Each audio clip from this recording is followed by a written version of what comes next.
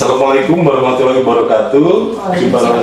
Jumpa lagi dengan saya Durya. Kita dalam acara Figura Pertanian Inspirasi Penggerak Nusantara. Ruang cerita dan diskusi tentang pertanian dan inovasi yang menggerakkan negeri. Sahabat, di era digital ini kita sudah terbiasa sekali terhubung dengan dunia maya. Tapi bagaimana koneksi kita dengan alam? Hari ini kita akan ngobrolin tentang ekosistem yang luar biasa di pesisir, yaitu mangrove. Bukan sekedar membahas pohon yang tumbuh di pesisir, tapi kali ini kita akan membahas mengapa Gen Z perlu mengenal dan peduli terhadap mangrove. Dan untuk itu, kita sudah menghadirkan narasumber yang kompeten di bidangnya, yaitu Dr. Baina Sari Dewi. Sebelum kita ngobrol-ngobrol, saya akan perkenalkan dulu kepada sahabat narasumber kita pada hari ini. Nama lengkapnya Dr. Baina Sari Dewi, SUMP. Beliau lahir di Lampung Selatan pada tanggal 12 Oktober 1973, masih muda. Kemudian beliau saat ini bekerja sebagai dosen pada jurusan Kehutanan Fakultas Pertanian Unila. Riwayat pendidikan beliau diselesaikan pada tahun 98 S1-nya, yaitu dari program studi Kehutanan Universitas Gadjah Mada. Demikian juga S2-nya dari universitas yang sama, program studi Kehutanan juga diselesaikan pada tahun 2002, dan untuk S3 dari program studi Kehutanan juga diselesaikan dari Tokyo University of Agriculture and Technology di tahun 2009. Nah, beliau ini adalah dosen yang aktivitasnya banyak sekali, prestasinya banyak sekali, diantaranya yang pertama pernah menjadi dosen terbaik pertama di bidang sains dan teknologi itu di tahun 2023 kemudian beliau juga telah menghasilkan banyak sekali karya ilmiah, termasuk diantaranya 55 judul buku. Nanti beberapa akan diperkenalkan, siapa tahu nanti ada para sahabat figura berminat untuk memiliki atau membelinya. Dan juga beliau telah memiliki 20 haki. Waduh, luar biasa sekali nih Bu. Nanti kita obrolin.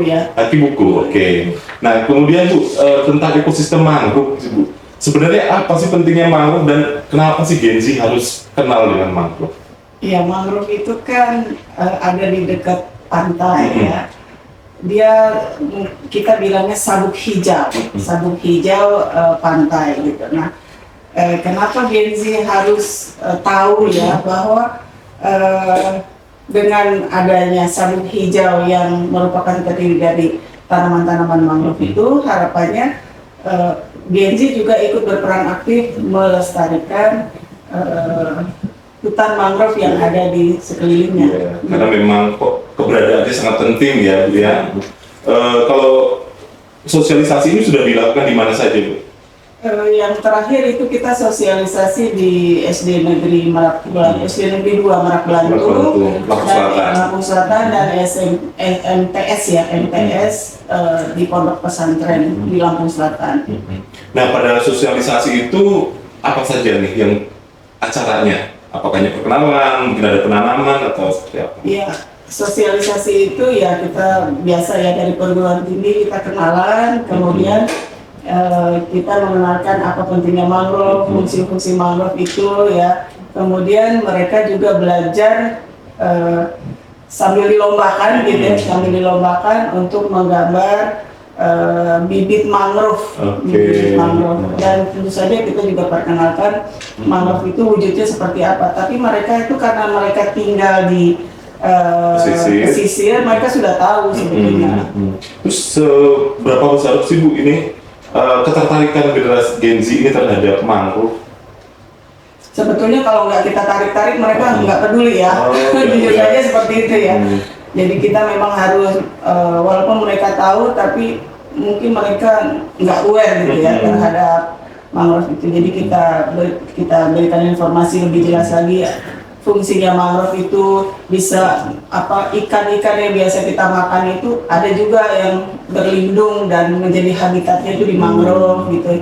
Kemudian ada kepiting, ada udang gitu yang sehari-hari kita akan makan itu. Kalau mangrove ini terjaga dengan baik, maka hewan-hewan itu bisa hidup, berkembang biak, bereproduksi di mangrove itu gitu. Jadi hal-hal yang harus dikaitkan dengan kesehariannya mereka. Oke, jadi supaya menimbulkan awareness dan kemudian juga mereka ikut berpartisipasi dalam pelestarian mangrove. Iya. Ya. Nah, Ibu ini sebagai seorang akademisi nih, bukunya sudah banyak sekali. Berapa buku sih Bu yang sudah membahas tentang mangrove?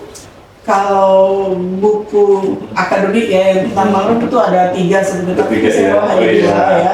bisa Nah, ini mungkin sebenarnya- ditunjukkan ke kamera ini. Ya. Nah, ada. Ini mangrove kita pesisir Lampung Timur ini saya menulisnya bersama Pak Sugeng dan Pak Endwi Wicaksono.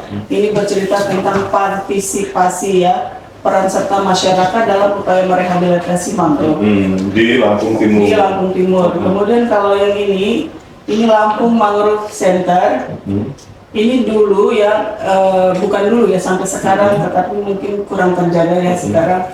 Ini merupakan salah satu pusat studi penelitian dan pengembangan pesisir dan kelautan Unila gitu ya. Dan ini adalah hasil riset adik-adik bersama kami semua, tim mangrove Universitas Lampung gitu, yang kami rek menjadi sebuah buku. Bisa di-spill sedikit Bu, apa gimana kondisinya, mungkin di masyarakat sahabat figura harus tahu. Ya, ini kan tentang Lampung Mangrove Center. Di sana itu sudah banyak hal-hal baik yang dilakukan oleh Universitas Lampung. Misalnya bagaimana memberdayakan masyarakat di sana. Jadi perahu-perahu itu ada bantuan dari Dinas Kehutanan, kemudian bagaimana kita teman-teman dari Unila itu mendatangkan tamu sehingga berdaya perahu itu ada uangnya gitu untuk masyarakat. Jadi dimanfaatkan sebagai daya tarik pariwisata. Daya tarik pariwisata dan juga dapat ekonominya kan. Iya, betul. Kemudian dari mangrove di sini ada jeruju namanya. Ada jeruju itu dibuat sirup. Kemudian juga ada sonerasia, biji sonerasia itu juga dibuat keripik ya. Keripik, kemudian ada kerupuk juga ya. Jadi ada kelompok wanita tani yang diberdayakan di Lampung Mangrove Center ini. Selain itu, karena adik-adik S1 itu riset tentang mangrove, mereka juga membuat trek wisata. Misalnya habis dari sini, treknya ke tempat pembuatan terasi. Misalnya sesudah ini treknya melihat sunset. Misalnya sesudah ini nanti treknya melihat naik perahu, terus menyusuri mangrove ya, kemudian melihat burung-burung, melihat hewan, melihat ikan glodok yang ada di mangrove. Jadi trek wisata sebenarnya seperti itu. Menarik juga ya Bu ya. Jadi banyak sekali ternyata ya potensi mangrove ini untuk wisata ya. Betul. Jadi kalau keanekaragamannya gimana di Lampung Timur? Sampai hari ini burung kuntul ya yang ikonnya dari Lampung Timur itu, kemudian ikan glodok, kemudian ya berbagai jenis burung yang lain juga ada.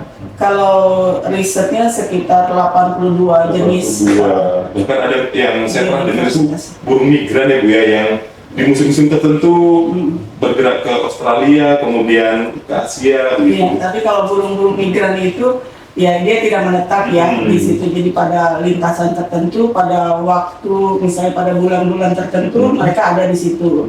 Pada bulan-bulan yang lain mereka tidak ditemukan gitu. Yang pasti selalu ada itu burung kuntul putih ya, yang besar maupun yang kecil.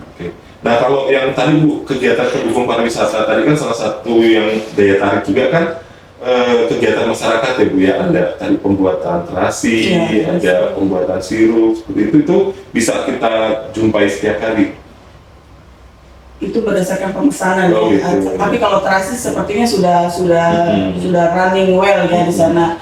Kalau sirup itu kan karena tidak menggunakan pengawet, jadi kita harus memesan secara khusus dan ibu-ibu kelompok wanita taninya juga nanti diberdayakan, kemudian baru buat gitu loh.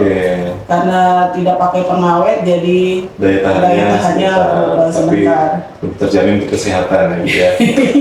Ini saya agak tertarik sedikit ini Bu Dewi ini kan wanita gitu, kemudian cantik. Kenapa kok tertarik dengan mangrove? Kan yang kesannya mangrove itu kan panas, kotor, lumpur gitu, terus bau. Sekarang ini loh Mas lumpur itu sekarang sudah jadi untuk kosmetik, untuk message gitu, untuk Lulur. Lulur. iya. Saya dengar di tempat-tempat yang udah ini lulurnya dari mana? Dari mangrove. Lumpur mangrove. Lumpur mangrove. Apa itu khasiatnya Bu ya?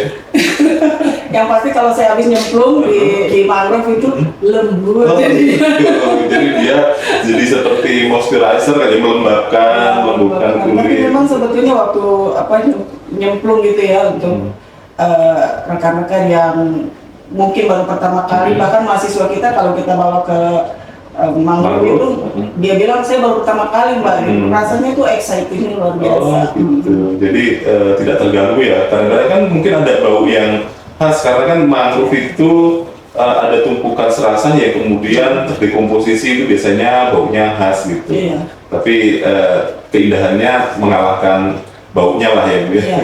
Dan excitingnya itu karena kalau saya udah nyemplung itu susah bangun lagi. Ya, karena dia kan lumpur ya, jadi dia terus dalam gitu ya. Jadi kita mencoba memberikan informasi ini, tetapi sekaligus membuat mahasiswa itu merasakan gitu ya. Dan kalau untuk yang di Kalian Lampung Selatan itu kita baru sampai memberikan gambaran kepada mereka, ya ini loh mangrove. Kemudian nanti tahap berikutnya, ya mudah-mudahan bisa seperti di Lampung Timur itu kita ajak menyembur gitu, kita ajak nanam gitu ya, supaya merasakan generasi Gen Z itu merasakan, kan mereka kalau happy gitu kan, insya Allah untuk menjaga. Nah Bu, sampai saat ini kira-kira berdasarkan kondisi mangrove yang ada, apa nih planning dari Unila untuk kelestarian dan keberlanjutan mangrove? Planning dari Unila, kalau dulu kan zaman saya di Lampung Mangrove Center itu kita memberdayakan mangrove-nya terus bertambah ya, dengan penanaman yang rutin kita lakukan, kemudian memberdayakan masyarakat lokalnya sehingga ada nilai ekonomi dari mangrove itu. Dan kalau sampai saat ini masyarakat itu ya hanya menjaga aja tapi tidak mendapatkan nilai ekonominya. Dengan pemberdayaan masyarakat, membuat sirup, kerupuk, keripik ya, terus apa lagi ya, itu bisa memberdayakan masyarakat mendapatkan nilai ekonomi sehingga tambah cinta gitu ya. Punya rasa memiliki. Kalau dia hilang atau dia habis, saya nggak bisa lagi dong memproduksi ini gitu. Padahal kan hasilnya unik gitu ya. Betul. Kalau ini Bu, ancaman sendiri terhadap keberadaan mangrove di Lampung ini apa yang paling utama? Tambak ya. Tambak. Kemudian abrasi air laut itu ya. Kalau tidak salah satu fungsi mangrove itu kan untuk menahan abrasi air laut. Gelombang yang langsung misalnya dari Samudra India itu langsung bus gitu ya ke pinggiran pantai, itu kalau tidak ada mangrove itu tergerus mengikis daratan. Sampai saat ini tuh Bu, gimana tuh pengikisannya, apakah sudah terjadi atau sudah terjadi ya? Kondisinya seperti apa sekarang? Tapi untuk yang di sini, yang di Lampung Timur ini kami bersama-sama masyarakat gitu ya, jadi mengetahui bahwa di mangrove di Lampung Timur itu semakin bertambah. Jadi dalam 10 tahun terakhir ini pesat bertambahnya garis kalau dilihat dari citra satelit itu semakin meluas. Walaupun di situ ada abrasi. Jadi perluasannya ini dari mana Bu? Apakah kegiatan-kegiatan rehabilitasi mangrove sudah berjalan dengan baik atau seperti apa? Kalau di Lampung Timur itu memang kegiatan penanamannya sudah berjalan dengan baik ya. Kemudian partisipasi masyarakat dalam menjaga hutan mangrove itu juga tinggi gitu ya. Dan untuk di Lampung Selatan ini memang masih harus kita tingkatkan lagi supaya lebih aware gitu ya, dan menyentuh generasi mudanya itu menjadi hal yang penting. Oke, jadi menarik sekali ya Bu ya. Jadi memang mangrove ini ternyata butuh dilestarikan, dan kalau berdasarkan preferensi masyarakat Bu, kalau pada saat Ibu melakukan rehabilitasi, jenis tanaman mangrove apa yang paling disukai oleh masyarakat? Iya, kalau yang sudah yang sudah terkenal ya di masyarakat itu Bruguera ya. Kemudian ada api-api ya. kemudian ada Soneraceae. Itu biasanya tiga spesies itu yang sering dibudidayakan juga oleh masyarakat untuk ditanam. Kenapa itu dipilih oleh masyarakat? Apakah ada hasil hutan yang bisa dimanfaatkan atau karena apa?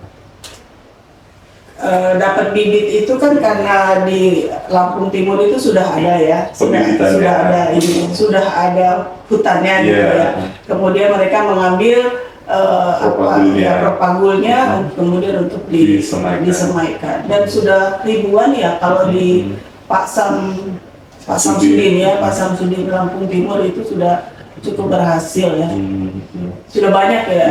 Yang ini. Oh, tapi bukan karena alasan bahwa mungkin ada produk entah itu buahnya atau mungkin daunnya yang bisa dimanfaatkan oleh masyarakat gitu, tapi memang karena ketersediaan bibitnya.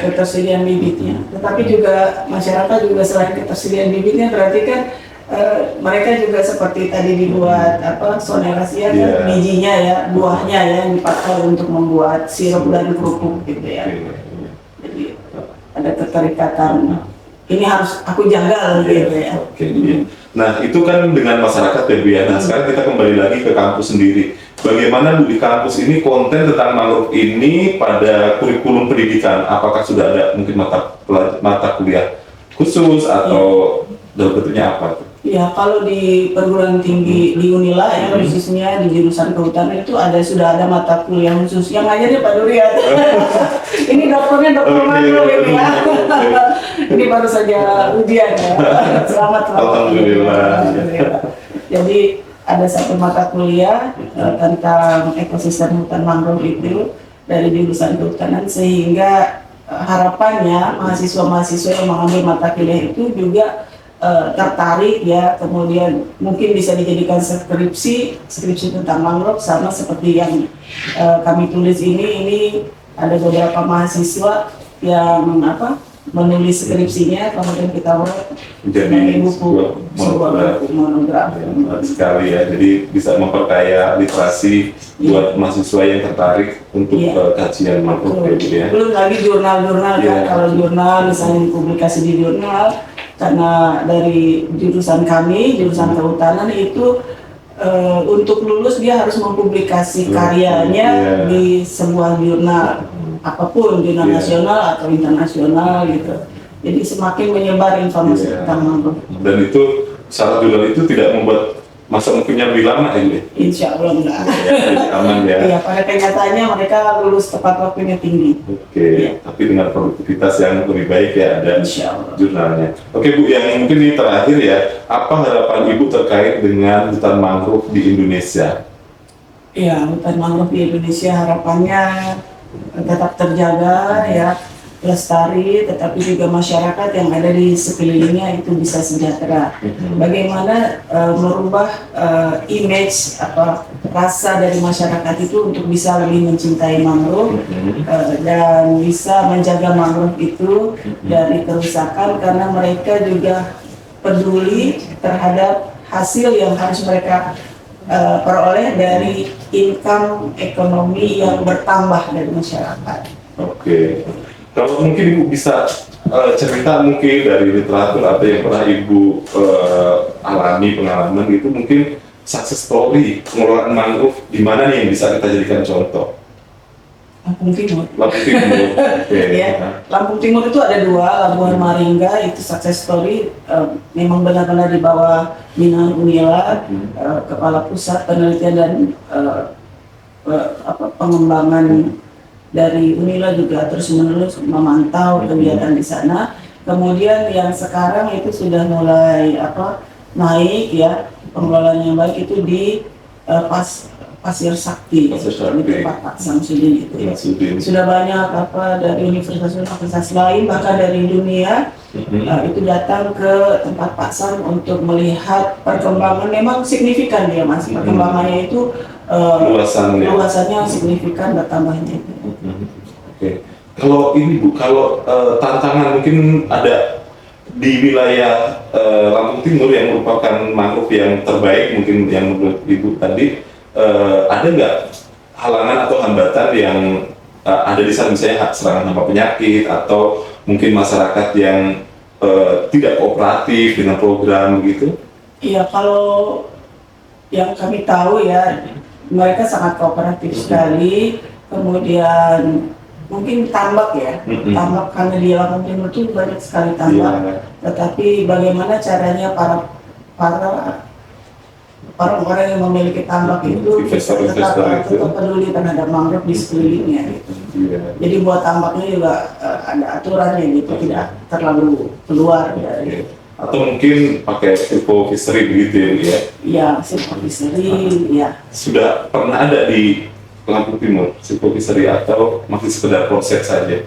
Kalau silvofishery itu misalnya pengelolaan antara hutan dengan perikanan gitu ya, sebetulnya sudah dilakukan ya. Kemudian juga penggunaan mangrove yang ada yang tradisional, kemudian ada yang modern ya. Itu juga sudah dilakukan, tetapi tinggal kita kembalikan lagi ke masyarakat di sana. Tapi kalau sampai saat ini masih terkendali dan baik ya penggunaan mangrove di sana ya.